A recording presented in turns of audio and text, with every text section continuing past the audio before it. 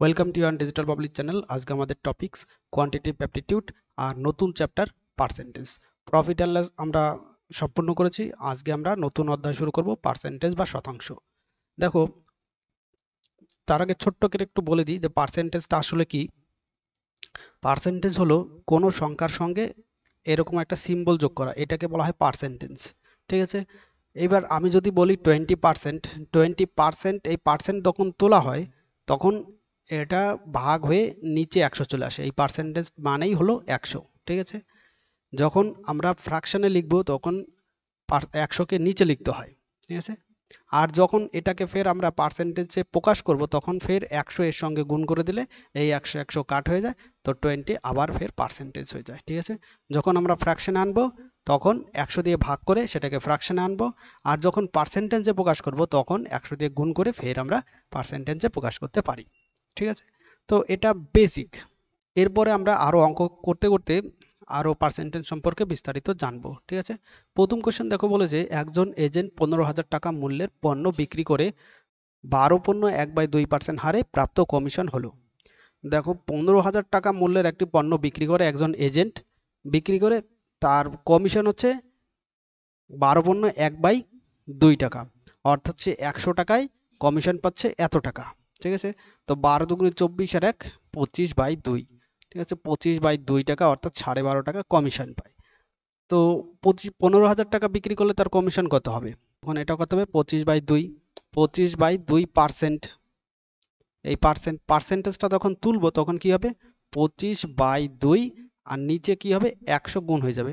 বলেছি যখন পার্সেন্টেজ তুলবে তখন নিচে 100 হয়ে যায়, তো এটা 4/25 100 হয়ে যাবে।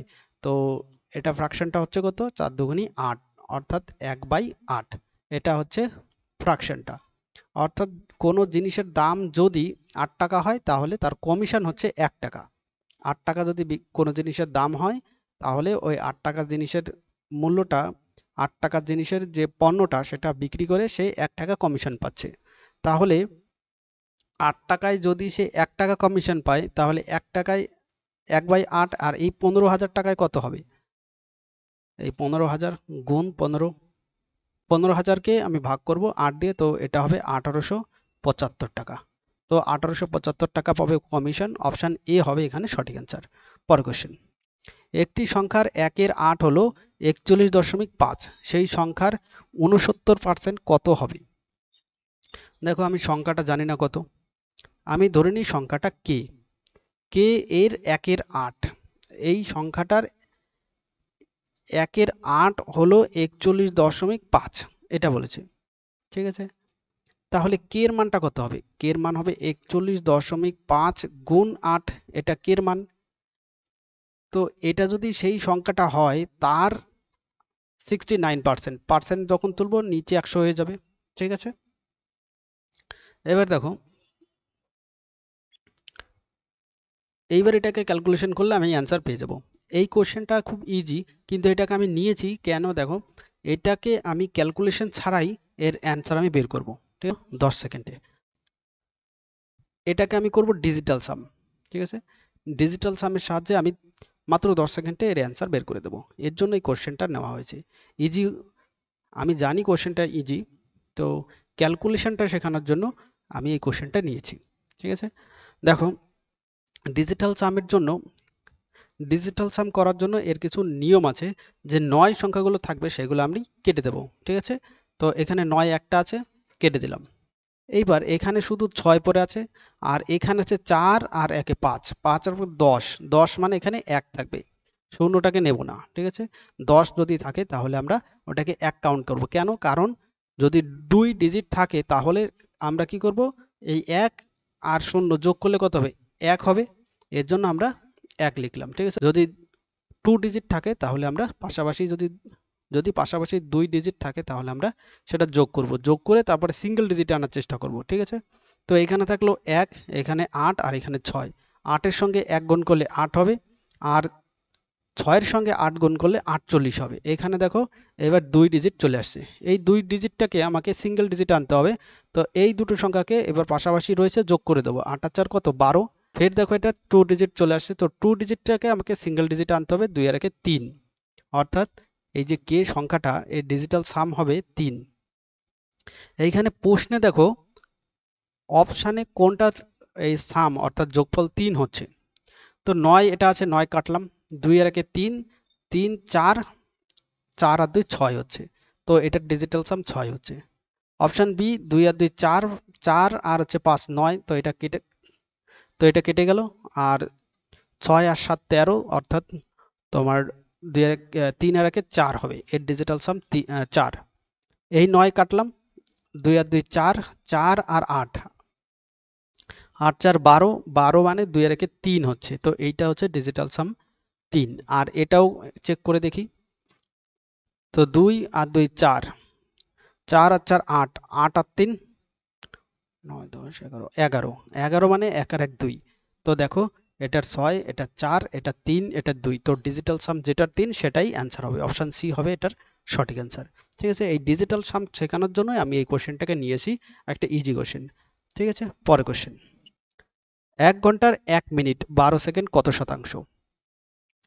তো 1 ঘন্টার 1 মিনিট 12 সেকেন্ড কত শতাংশ? দেখো 1 ঘন্টাকে আমি প্রথমে সেকেন্ডে নিয়ে আসি, যে 1 ঘন্টা ইকুয়ালস টু কত সেকেন্ড? 3600 সেকেন্ড। এটাকে 3600 সেকেন্ড নিয়ে আসলাম। আর এদিকে 1 মিনিট মানে কত? 60 সেকেন্ড। আর এই 12 সেকেন্ড, এই দুটো যোগ করে দাও, কত হচ্ছে? 2 7 72 সেকেন্ড। এদিকে হচ্ছে 72 সেকেন্ড, আর এদিকে হচ্ছে 3600 সেকেন্ড।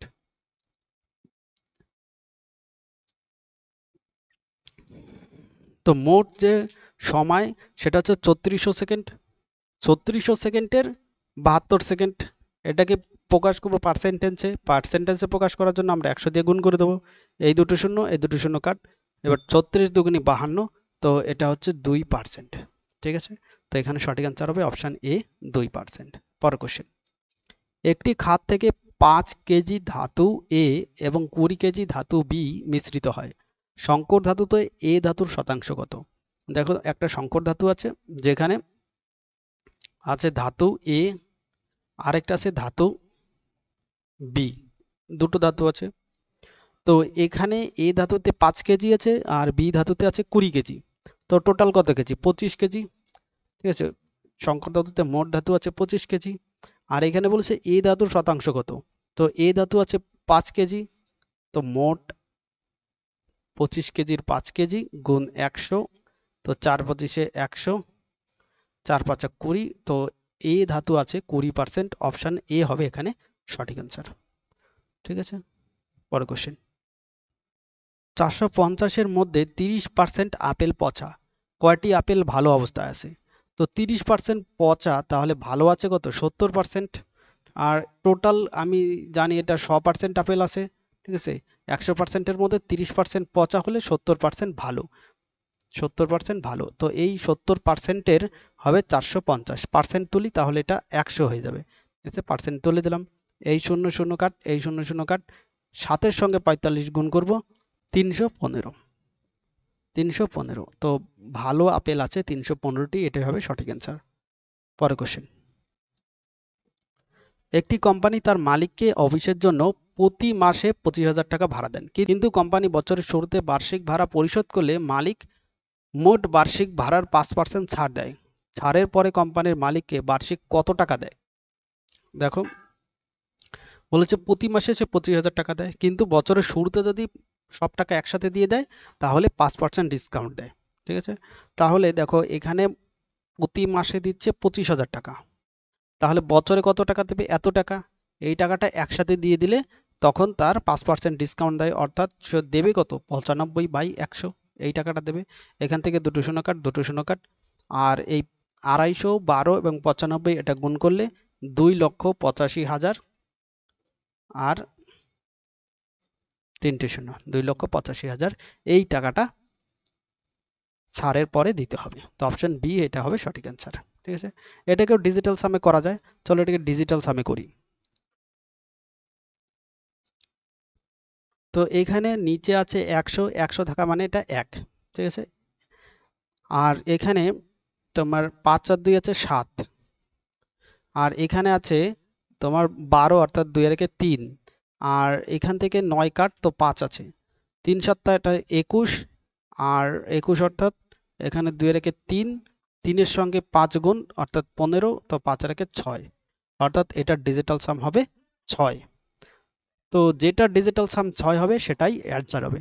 তো প্রথমে দেখো এটা 7 আর 2 9, 9 কাট হয়ে গেল, 5 এখানে ডিজিটাল সাম 5, আর এটা 8 আর 2 10, 10 আর 5 15, 15 মানে 5 আর 1 6, এটার দেখো ডিজিটাল সাম 6 হচ্ছে, আর এখানেও আমি ডিজিটাল সাম 6 বের করে রেখেছি। তো আমার অবভিয়াসলি অপশন বি এখানে অ্যান্সার হবে। আর এটার অপশন সি তে 9 কাট 5 আর 2 7, এটার ডিজিটাল সাম হচ্ছে 7। আর অপশন ডি তে ডিজিটাল সাম 3, ঠিক আছে। তো এখানে এ, সি এবং ডি কোনোটাই হবে না, তো সঠিক অ্যান্সারটা হচ্ছে অপশন বি, 2,85,000 টাকা, ঠিক আছে। তো ডিজিটাল সামের সাহায্যে ইজিলি আমি ক্যালকুলেশন না করেও অ্যান্সার বের করে দিতে পারবো। ওকে, চলো পরের কোশ্চেন। 3 ঘন্টা 40 মিনিটের ব্যবধানকে ভুলভাবে 3 ঘন্টা 45.5 মিনিট হিসাবে অনুমান করা হয়েছে, ভুলের শতাংশ কত? তো 3 ঘন্টা 40 মিনিটকে লিখেছে 3 ঘন্টা 45.5 মিনিট, তো কত ভুল করেছে? 5.5 মিনিট ভুল করেছে, এটা ভুলের পরিমাণ। মোট কততে ভুল করেছে?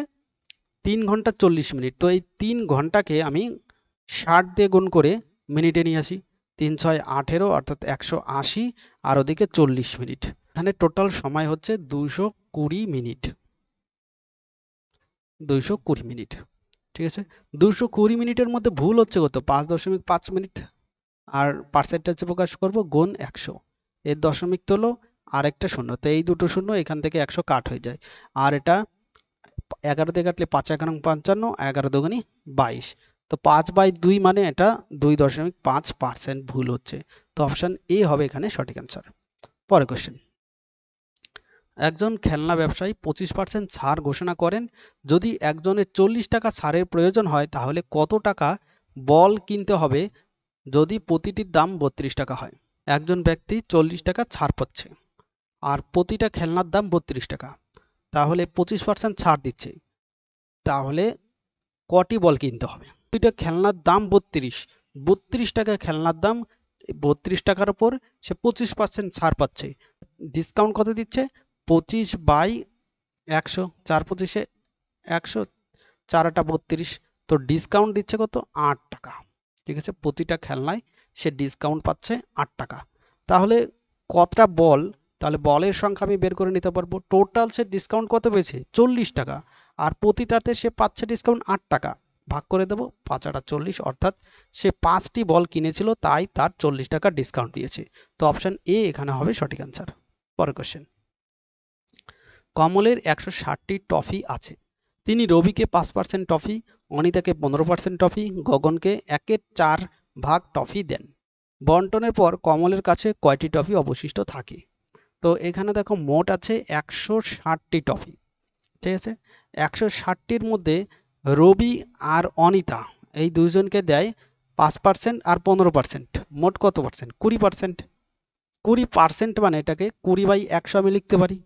এই 20/100 এটা মোট কটি টফির মধ্যে? মোট হচ্ছে 160টি টফির মধ্যে, এখান থেকে একটা শূন্য, 100 শূন্য কাট, 16 দুগুণি 32, তো রবি এবং অনিতাকে দিচ্ছে 32টি টফি, আর এদিকে গগনকে দিচ্ছে মোট টফির 1/4, 1/4 মোট টফি কত? 160, 4 4 16, তো 40টি, গগনকে দিচ্ছে 40টি, তো এখানে 32 আর 40 কত হচ্ছে? মোট হচ্ছে 72টি, 72টি টফি দিয়ে দিচ্ছে, তো কমলের কাছে থাকবে কত? টোটাল 160টি, তার থেকে 72টি দিয়ে দিচ্ছে, তাহলে আর অবশিষ্ট আছে 88টি, বিয়োগ করলে 88টি পাবো, অপশন সি হবে এখানে সঠিক অ্যান্সার। পরের কোশ্চেন। কাগজের একটি শীট ফটোকপি করতে 1 টাকা খরচ হয়, যাই হোক প্রথম 1000টি শীটের পরে করা সমস্ত ফটোকপিতে 2% ছাড় দেওয়া হয়, কাগজের 5000 শীট কপি করতে কত খরচ হবে? তো এখানে দেখো প্রথম যে 1000টি কপি করবে মানে জেরক্স করবে তার প্রতিটা 1 টাকা, তাহলে 1000টি করতে 1000 টাকা। আর কি বলেছে যে 1000-এর পরে অর্থাৎ মোট করেছে 5000 কপি, তাহলে আর বাকি আছে কত? 4000 কপি, এই 4000 কপির ওপরে সে কি পাচ্ছে? 1 টাকা করে, এই 4000 কপির মোট দাম হচ্ছে 1 টাকা করে হলে 4000 টাকা। এই মোট দামের উপর এইবার সে 2% ডিসকাউন্ট পাচ্ছে, তাহলে সে দাম কত পাচ্ছে? 98 টাকায় খরচ হচ্ছে। তো এখান থেকে দুটো শূন্য কাটো, তো এখানে থাকবে 1000, 8 যোগ 98কে 40 দিয়ে গুণ করলে এখানে পাবো 3920। তো এই দুটোকে যোগ করি, তাহলে 4920 টাকা। তো 4920 অপশন ডি হবে সঠিক অ্যান্সার। 5000 শিট কপি করাতে মোট খরচ হবে 4920 টাকা। পরের কোশ্চেন, একজন ছাত্র প্রতিটি 100 নম্বরের 8টি পত্রে 55% নম্বর স্কোর করে। তিনি ইংরেজিতে তার মোট নম্বরের 15% স্কোর করেছেন। সে ইংরেজিতে কত স্কোর করে? দেখো কি বলেছে যে টোটাল মার্ক কত পেয়েছে আমি জানি না। 8টা পেপার আছে, 8টা পত্র, প্রতিটাতে 100, তাহলে মোট হচ্ছে 800। ঠিক আছে, 800 নম্বর মোট। 800 নম্বরের মধ্যে সে পেয়েছে কত? 55%। তো গুণ 55, শূন্য শূন্য কাট, 8 দিয়ে 55কে গুণ করলে 440। তো ওই ছাত্রটি 800-র মধ্যে পেয়েছে 440 নম্বর। এইবার ইংলিশে কত পেয়েছে এটাই বের করতে বলেছে, যে ইংলিশে সে 15% নম্বর পেয়েছে মোট নম্বরের। মোট নম্বর কত পেয়েছে? 440। 440-এর 15%। তো এইখান থেকে একটা শূন্য কাট, আর 44কে 15 দিয়ে গুণ করি, তাহলে 660 হবে। 660, আর নিচে একটা 10 আছে, এটা 660-এর সঙ্গে এই 10 কাট হয়ে যায়, তো ইংলিশে নম্বর পাবে মোট 66। তো তার প্রাপ্ত নম্বর হচ্ছে 66, অপশান সি এটা হবে সঠিক অ্যান্সার। পরের কোশ্চেন, সম্ভাব্য সর্বাধিক সংখ্যাটি খুঁজুন যার জন্য সেই সংখ্যার 30% 100 এর কম। তো আমি ধরে নিই যে ওই সংখ্যাটা কে এর 30%, এটা যে বলেছে সেটা হচ্ছে 100-র কম। তো আমি লেস দ্যান 100 লিখতে পারি। ঠিক আছে, এখান থেকে একটা শূন্য কাটো, তাহলে কে লেস দ্যান, এটা আমি লিখতে পারি যে 1000, এই 100টা এই 100-র সঙ্গে 10 গুণ হয়ে যাবে, আর ডিভাইডেড বাই 3। তো 1000/3 হচ্ছে। তো এটা ভাগ করলে আমি অ্যাপ্রক্সিমেটলি অ্যান্সার পাবো 333.3। অ্যাপ্রক্সিমেটলি অ্যান্সার হবে 333, অপশান ডি এটা হবে সেই সংখ্যা যেটা 30%-এর থেকে 100 কম। ঠিক আছে, পরের কোশ্চেন, যদি একটি বিল নির্ধারিত তারিখের আগে পরিশোধ করা হয় তাহলে বিলের পরিমাণের উপর 4% ছাড় দেওয়া হয়। নির্ধারিত তারিখের আগে বিল পরিশোধ করে একজন ব্যক্তি 13 টাকা ছাড় পেয়েছে, তার বিদ্যুৎ বিলের পরিমাণ কত?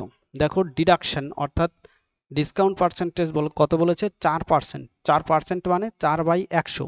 4/100 মানে এটাকে আমি যদি ভাগ করি, তাহলে 4/25-এ 100, অর্থাৎ যদি বিলের পরিমাণ 25 টাকা হয়, অ্যামাউন্ট যদি 25 টাকা হয়, ডিসকাউন্ট হবে এখানে 1 টাকা।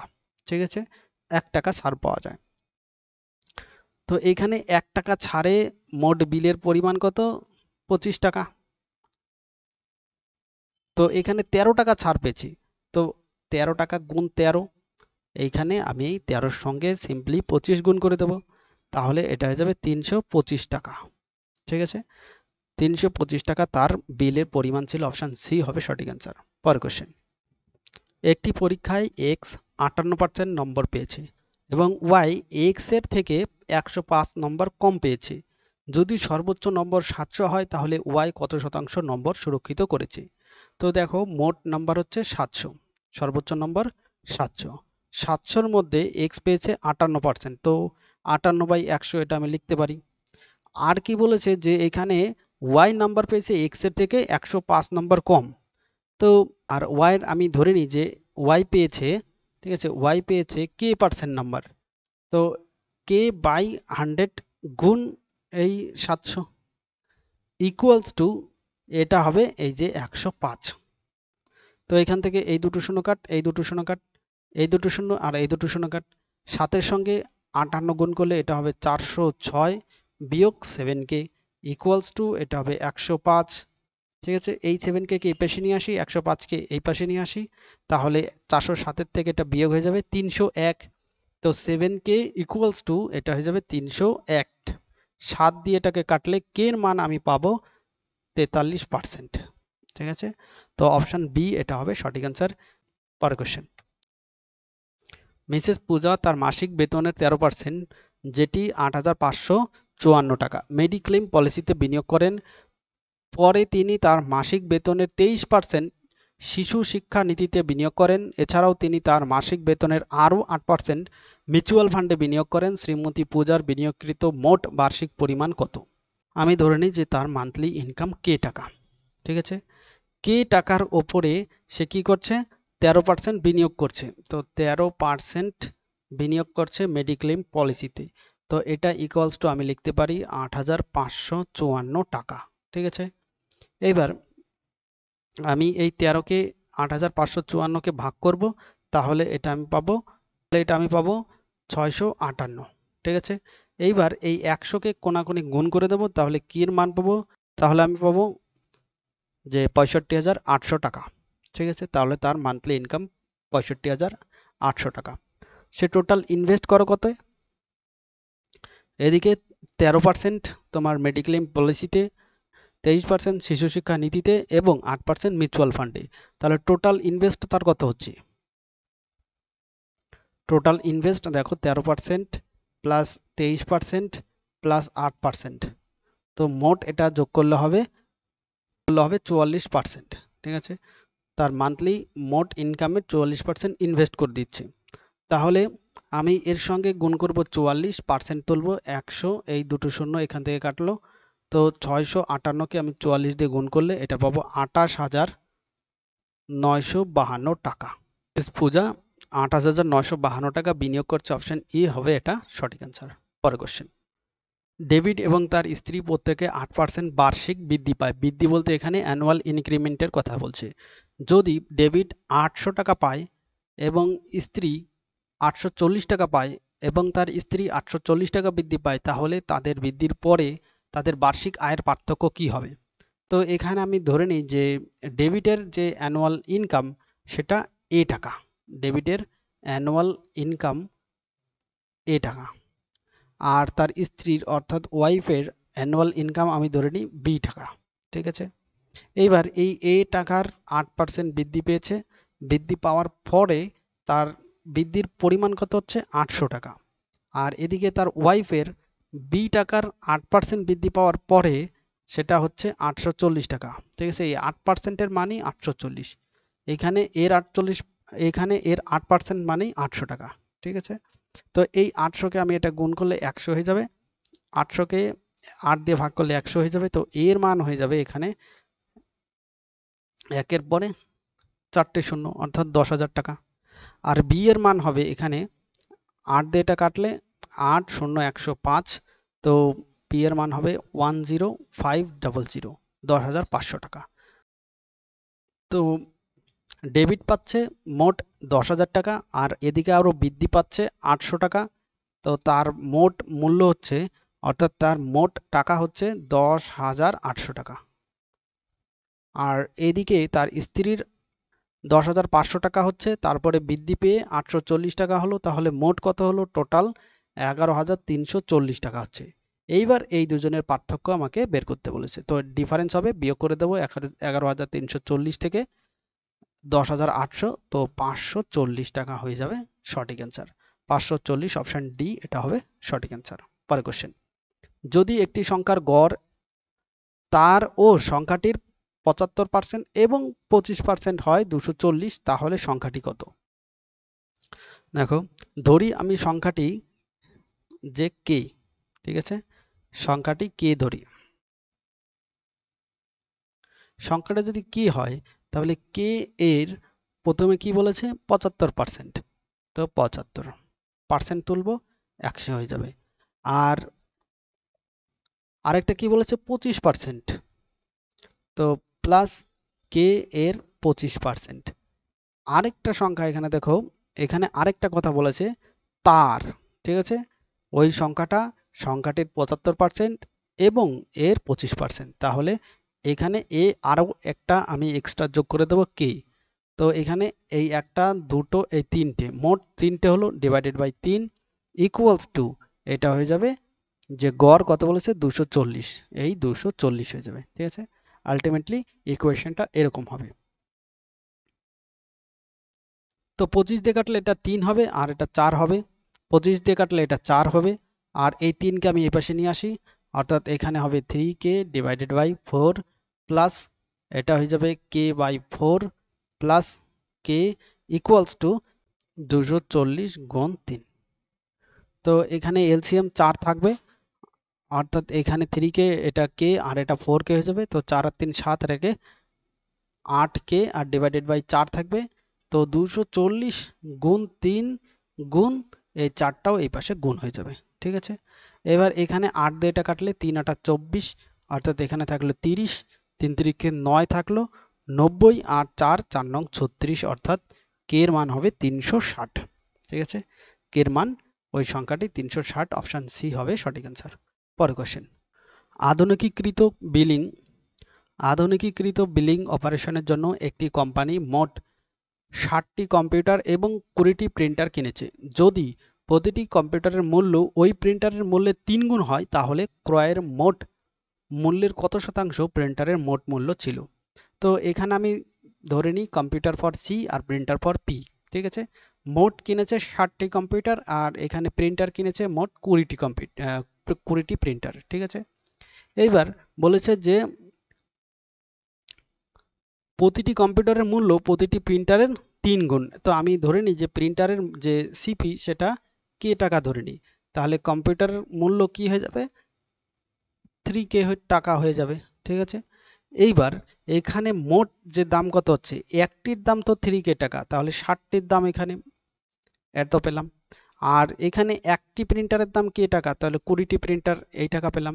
তো এখানে 3 6 18, অর্থাৎ 180k আর এখানে 20k। তো মোট দাম কত হচ্ছে, মোট দাম তো এইখানে 180 আর এখানে 20, তো মোট দাম হচ্ছে 200k, মোট দাম 200k। তো মোট দামের কত শতাংশ প্রিন্টারের দাম, তো প্রিন্টারের যে দামের পার্সেন্টেজ সেটা দেখো, মোট প্রিন্টারের দাম কত 20k আর মোট মূল্য কত টোটাল, তো সেটা হচ্ছে 200k ডিভাইডেড বাই 200k আর পার্সেন্টেজে প্রকাশ করার জন্য 100 গুণ করে দেবো। এইকে কাট, এখান থেকে একটা শূন্য কাট আর এই 20 কাট, তো পড়ে আছে শুধুমাত্র 10, তো এটাকেই হবে, তো এটাই হবে সঠিক অ্যান্সার 10%, অপশান এ হবে সঠিক অ্যান্সার। পরের কোশ্চেন, একজন ব্যক্তি 30% আয়কর প্রদান করে, এই ট্যাক্সের উপর তাকে 10% সারচার্জ দিতে হবে, এইভাবে নেট ট্যাক্স হার তাকে দিতে হবে।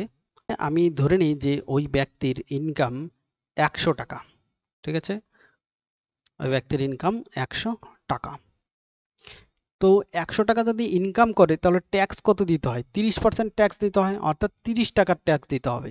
30% মানে 30/100, অর্থাৎ 100 টাকায় তাকে 30 টাকার ট্যাক্স দিতে হবে। তো ইনকামই আমি এখানে 100 টাকা ধরেছি, তো 30 টাকা ট্যাক্স দিচ্ছে। এবার কি বলেছে যে তাকে সারচার্জ দিতে হয়, কিসের উপর, ট্যাক্সের উপর। তো সারচার্জ কত হবে, ট্যাক্সের উপর 10% সারচার্জ, তো ট্যাক্স দিচ্ছে 30 টাকা, তার উপর 10% সারচার্জ, তো 10/100, 00 কাট 00 কাট, অর্থাৎ 3 টাকা দিতে হচ্ছে সারচার্জ। তো মোট কত দিতে হচ্ছে তাকে, মোট দিতে হচ্ছে এদিকে 30 টাকা আর ওদিকে হচ্ছে 3 টাকা, মোট দিতে হচ্ছে 33 টাকা। তো নেট ট্যাক্স তাকে নেট ট্যাক্স কত দিতে হচ্ছে, নেট ট্যাক্স দিতে হচ্ছে 33 টাকা।